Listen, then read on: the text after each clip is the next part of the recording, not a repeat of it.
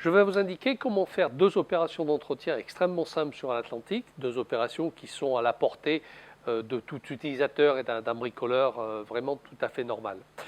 Il s'agit de remplacer la courroie et de remplacer le filtre à air. Le filtre à air est situé sur le premier étage, de ce côté-là. Le filtre à air est situé sur le premier étage du compresseur. Ça, c'est un capot.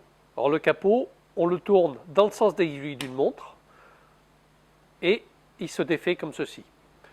Là, vous avez le filtre à air. En l'occurrence, celui-ci est très sale.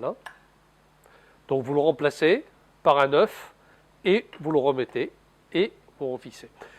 De préférence, faites attention à ce que le trou d'aspiration soit situé plutôt vers le bas pour éviter qu'il y ait des poussières qui rentrent à l'intérieur. Petit piège, attention aussi, sur la version électrique, il n'y a qu'un sens. Sur la version essence, il y a deux sens, c'est-à-dire que vous n'avez pas cette barre à l'intérieur. Et si vous le mettez à l'envers, ça va vous boucher l'aspiration du compresseur.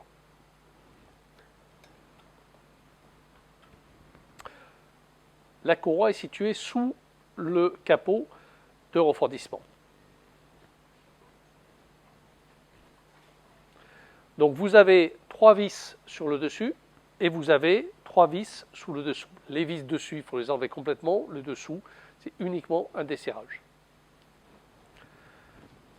Pour défaire les vis du capot de protection, deux solutions. Ou une clé de 5, clé à laine de 5, relativement classique, ou pour les fainéants comme moi, une visseuse dévisseuse. Donc vous enlevez les vis qui sont sur le dessus.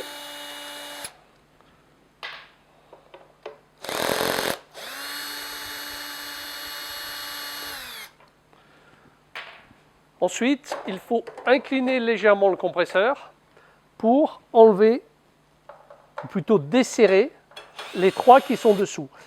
Ce n'est pas la peine de les enlever complètement, il suffit de les desserrer en fait, parce que le capot est uniquement emboîté dessous. Vous avez ensuite accès à la courroie. Pour enlever la courroie, en fait, tout simplement, vous allez utiliser un tournevis comme ça. Vous allez faire tourner le ventilateur du compresseur pour dégager la courroie. Voilà. Au remontage, vous enclenchez la courroie et vous allez faire tourner le ventilateur.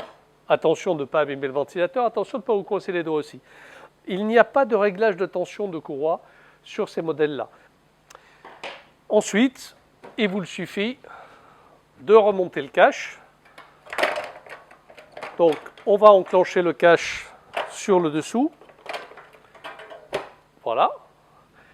Et après, remettre les vis.